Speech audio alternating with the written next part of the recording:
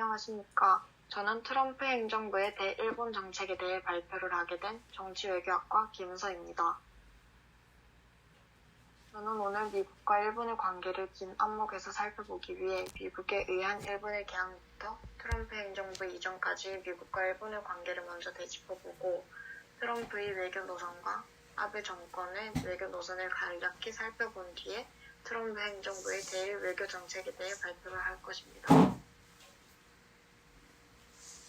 먼저 트럼프 행정부 이전까지의 미일 관계를 살펴보겠습니다. 미국과 일본의 관계는 1853년에 시작되는데요. 당시 일찍부터 산업화에 성공한 서구 열강들은 그들 나라에서 생산한 물건을 팔기 위해 적극적으로 해외에 진출하고 있었고, 이 무렵 미국 역시 중국과 활발한 무역을 원했고 중간 기착지로서 일본이 필요했습니다. 한편 당시 일본은 권력을 잡고 있던 에도 막부가 대지마를 통해 네덜란드와의 제한적 교류를 허용했을 뿐 다른 교류는 허용하지 않았기 때문에 미국이 여러 차례 통상을 요구할 때마다 에도 막부는 이를 거절했습니다.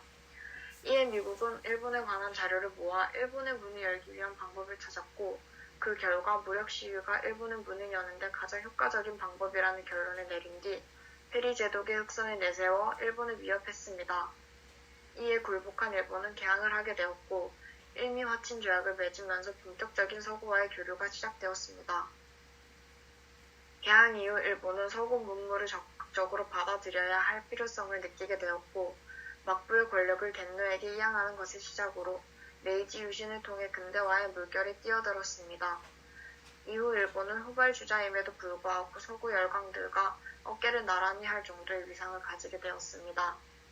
제1차 세계대전이 발생하면서 서구 열강들은 아시아의 식민지를 관리하는 데 소홀해졌고, 일본은 이 틈을 타 세력 확장에 나서면서 채무국이었던 일본은 채권국이 되었습니다.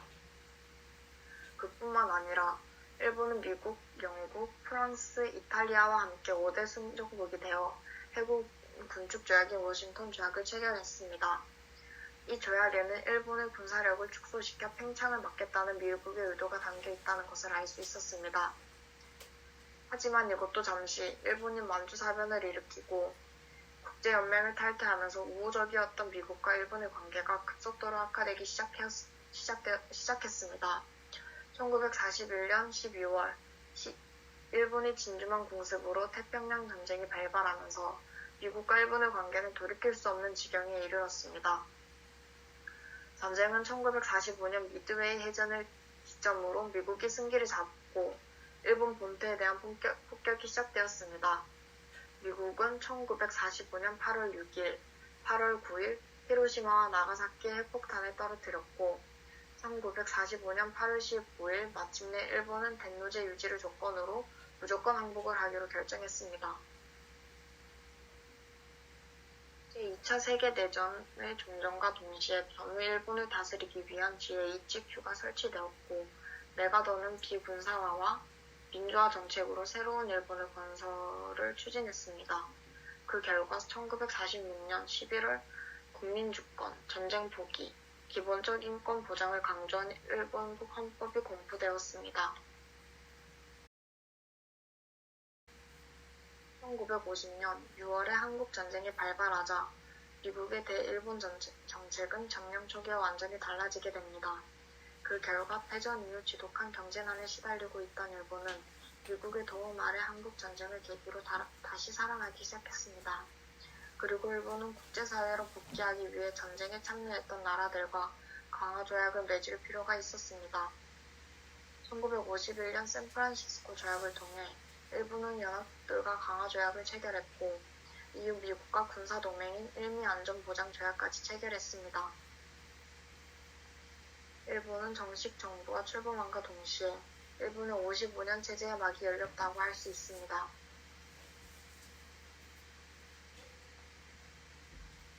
1960년대 일본은 수출 위주의 무역을 통한 고도성장을 시작으로 약 8년 동안 지속된 베트남 전쟁으로 인해 적자를 기록하던 일본의 경제는 흑자를 기록했습니다.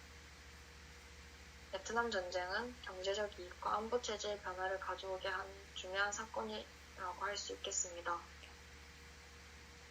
1970년대 석유 파동으로 일본의 경제는 전후 최초로 마이너스를 기록하지만 기술 집약적 첨단 산업 중심으로 산업 구조의 고도화를 통해 일본의 경기 불황을 극복했습니다.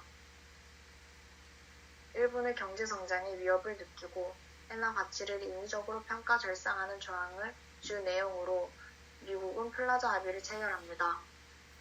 이 플라자 합의로 인해 일본은 버블 경제에 휩싸이게 되는데요.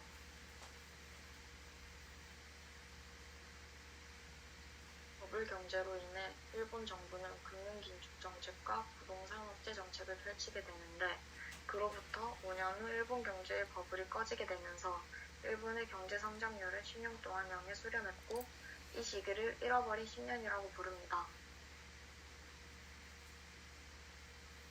냉전이 종식된 후 미국의 재정 적자가 심해지자 일본의 군사비를 분담하라고 요구를 하게 됩니다. 하지만 이러한 노력에도 불구하고 2001년 9.11 테러 사건 이후 미국의 재정 적자는 다시 증가하게 되면서 자신들의 역할의 일부분을 일본에 위임했습니다. 그 후 2016년 미국뿐만 아니라 전 세계의 예상을 뒤엎고 트럼프는 45대 대통령으로 당선되었습니다. 트럼프는 미국을 다시 위대하게 만들겠다는 슬로건을 내걸면서 미국 우선주의를 외쳤습니다. 미국 우선주의는 일반적으로 미국의 민족주의, 일방주의, 보호주의 및 고립주의를 강조하는 미국의 대외 정책이라고 말할 수 있는데 트럼프 행정부가 주장하는 미국 우선주의는 동맹국의 입장에서 보면 고립주의라기보다는 오히려 일방주의 정책으로 미국의 뜻을 동맹국들에게 강요하는 것이라는 시각으로 볼 수 있습니다. 그리고 트럼프는 ABO를 기본 노선으로 하고 있다는 평가가 많습니다. 트럼프 대통령은 미국 우선주의에 관한 정책으로 TPP 탈퇴, 파리 기후 협정을 탈퇴하겠다고 주장했는데요. 특히 미국과의 무역을 통해 이익을 얻고 있는 국가들에 대해 환율 정책 압박, 상계 관세 불가 등의 수단을 통해 상대 국가들에게 부담을 전가하고 있습니다.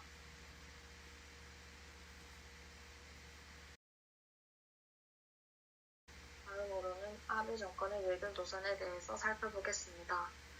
아베 정권은 일본의 재무장을 주장하며 세계 각국에서 이러한 재무장의 지지를 얻어내고 있습니다.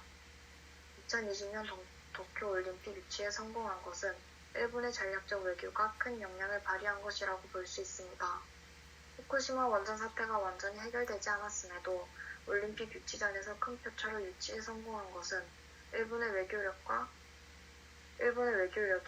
결코 작지 않다는 것을 보여주지만 코로나19 사태에도 도쿄올림픽을 강행하고 코로나19 사태에 적절한 조치를 하지 못한 나머지 총리 취임 이후 가장 낮은 수준으로 지지율이 떨어지고 있습니다.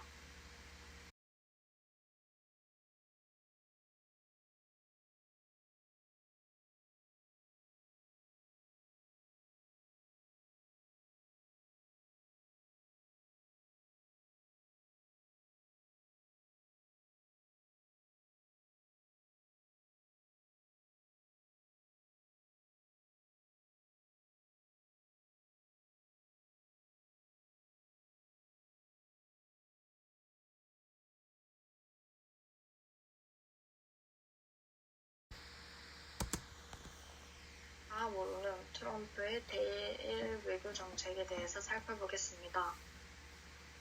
해리 제독에 의해 개항을 하면서부터 미국과 일본은 줄곧 밀접한 관계를 이어왔습니다. 일본의 진주만 공습으로 시작된 태평양 전쟁 시기 몇 년을 제외하면 미국과 일본은 내내 동맹 관계를 맺어왔다는 것을 알 수 있습니다. 태평양 전쟁 이후 미국이 일본에 대해 펼친 외교를 보면 미국은 끊임없이 일본보다 더 높은 위치를 차지하고 있음을 일깨워주고 있는 것처럼 보입니다. 당선 이후 트럼프 행정부가 가장 우선시한 것은 되풀이하자면 미국 우선주의였습니다. 특히 트럼프는 정통 정치인이 아니라 사업가였기 때문에 미국의 경제적 이익을 가장 우선시하는 정책을 펼쳤습니다. 정치나 군사적인 갈등도 파고 들어가면 결국 경제적 이해관계와 맞닿아 있습니다. 그것은 일본에 대해서도 마찬가지였습니다. 트럼프 취임 초기인 2017년 2월 미국에서 미일 정상회담이 열리고 트럼프의 별장에서 함께 골프도 치는 등 트럼프와 아베의 매우 우호적인 관계를 대외적으로 과시했습니다. 그러나 트럼프 행정부의 대일본 정책에서 가장 중요시되는 것은 대일 무역 적자를 줄이는 것이었고, 이를 위해 일본의 경제적 압박을 가하기도 했는데, 트럼프의 압박은 실제로 일본 정부와 기업에 어느 정도 영향력을 발휘해 일정 부분 효과를 거두기도 했습니다. 그 사례로 아베는 미중 관계 악화로 팔로가 막힌 육산 옥수수를 250만 톤 이상을 수입하기로 결정했고, 트럼프는 이에 그치지 않고 일본이 미국에 지불하고 있는 방위비 분담금도 큰 폭으로 올려줄 것을 요구하고 있습니다. 한미 간의 방위 분담금 협상이 타결되고 나면 일본도 큰 폭의 방위비 분담금 인상을 요구할 것으로 보이며, 그동안의 미일 관계를 고려했을 때 한국의 인상폭보다는 더 높은 방위비 분담금 인상 요구를 수용할 것으로 보입니다. 2018년에는 북한과 미국 사이에 많은 대화들이 오고 가고 트럼프와 김정은의 정상회담까지 열렸습니다. 북미 관계는 일본에는 큰 영향을 미치는 사안이었지만 트럼프 행정부는 일본에 충분한 정보를 제공하지 않았을 뿐만 아니라 심지어 재팬 펜싱이라는 말이 나돌기도 했습니다. 트럼프는 북미 정상회담에서 일본인 납치 문제도 다루겠다고 아베에게 약속했으나 실제로 북미 회담에서는 의제로 다뤄지지 않았고, 이에 아베는 직접 베트남에서 북한과 접촉하여 납북자 문제를 논의했는데, 뒤늦게 이 사실을 안 트럼프는 경향된 반응을 보였습니다. 트럼프는 경제 문제를 제외하고 일본을 철저하게 무시하는 전략을 취했다고 볼 수밖에 없는데요. 아베 내각도 독자적인 외교 노선을 취하려고 시도했지만 그다지 좋은 평가를 받지는 못했습니다. 트럼프는 미일 안보 조약에도 문제를 제기했습니다. 일본이 공격을 받으면 미국은 즉시 개입해야 하지만 미국이 공격을 받을 때는 일본은 그저 구경만 하고 있을 것이라며 미일 안보 조약이 불평등하다고 주장했습니다. 하지만 이것은 실제로 주일 미군의 규모를 줄이거나 미일 안보 조약을 개정하려는 의도보다는 역시 무역 불균형 해소를 압박하고 방위비 분담금 증액에 대한 명분을 쌓기로 보는 편이 맞을 것이라고 분석할 수 있겠습니다. 그리고 외교로 국내 문제에 쏠린 시선을 돌리려던 트럼프는 최근 G7에 한국과 러시아, 호주, 일본, 인도를 초청하여 확대하려고 하고 있습니다. 이미 아시아 국가 가운데 유일하게 G7에 포함된 일본은 한국의 참여를 원치 않고 있습니다. 아베는 한국에 대한 혐오 정서를 부추기고 있고 한국은 무시하고 비하하는 태도를 가지고 있는 아베는 한국이 G7에 참여하는 것을 못마땅하게 생각하고 있지만 트럼프가 밀어붙인다면 아베로서도 반대하긴 힘들지 않을까 예측할 수 있습니다. 트럼프는 임기 4년 차에 접어들었는데 지난 4년간 트럼프의 대일 외교에서는 눈에 띄게 큰 사안은 없었습니다. 트럼프는 아베에게 줄곧 무역 적자를 개선하라고 요구했지만 미국과 일본의 무역 수지는 구조적인 문제이기 때문에 단기간에 해결책을 찾을 수 있는 것이 아니라는 것을 알고 있었습니다. 트럼프는 당장 눈앞에 보이는 성과를 요구했습니다. 재선이 불확실한 트럼프와 취임 이후 가장 낮은 지지를 받고 있는 아베의 현 상황은 그런 4년의 결과일 것입니다. 지난 4년 동안의 삐걱거리는 미일 관계에도 불구하고 두 나라의 관계는 앞으로도 오랫동안 긴밀하게 유지될 것이라는 결론으로 오늘 발표를 마치도록 하겠습니다. 감사합니다.